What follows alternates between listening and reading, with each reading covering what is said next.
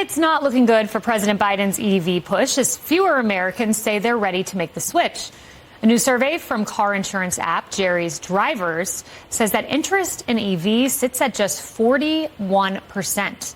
That's down from nearly 50% the same time last year, with the steepest decline among Gen Z Americans. Here to discuss is energy expert Jason Isaac. Jason, it seems to be that there is an inverse correlation. The more the left pushes EVs, the less interested the American people actually are. Yeah, people don't want control over everything they do in their lives, and there's really four key reasons why people are losing interest in EVs, and range anxiety is this biggest one, most likely. I know Jeff Flock did a story recently and had some anxiety after spending the night at a hotel and lost mileage available because the battery had to keep itself warm and was using the battery power to do that. And then you have the charging time that people are concerned with. You know, a rapid charge just gives you just a little bit of range, and it takes a long time to charge. Going 800 miles shouldn't require 7 stops to charge and then wait hours to charge. And then people think that they were doing something good for the environment, and they come to the realization that there are people that are making the components that go into electric vehicles that are young children working in Chinese owned and controlled mines. And to find out that giving up the high carbon lifestyle is not as easy as people thought, even though John Kerry and Al Gore tell us this is what we have to do to save the planet.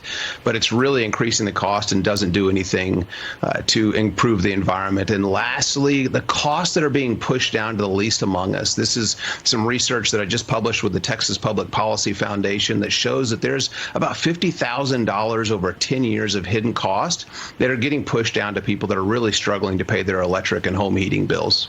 Jason, it's funny you point out some of the flaws of EVs, and you bring to mind Jennifer Granholm, Energy Secretary's ill-fated trip across the country. Didn't go so well. Of particular interest, though, is Gen Z. You would expect the generation that cares the most about climate change would be interested, but it appears they're not. Yeah, they're really not. And I think they're coming to the realization that what we've been doing over the last 50 years, producing more American energy that's produced more responsibly than anywhere else on the planet, has resulted in us reducing pollution 78% over the last 5 decades. And during that time, we've become #1 in providing access to clean and safe drinking water. The United States is really the model for environmental leadership that the rest of the world needs to follow. And you do that by getting access to energy. And so we should be producing even more energy and doing so on federal lands and getting that energy around the world to lift the last 3.5 billion people on the planet out of abject poverty so that they can experience the wonderful things that we experience here in the United States. Bingo. And yet our president wants 2/3 electric vehicles by 2032. Don't think it's going to happen. Best of luck with that, Mr. President. Jason, thank you.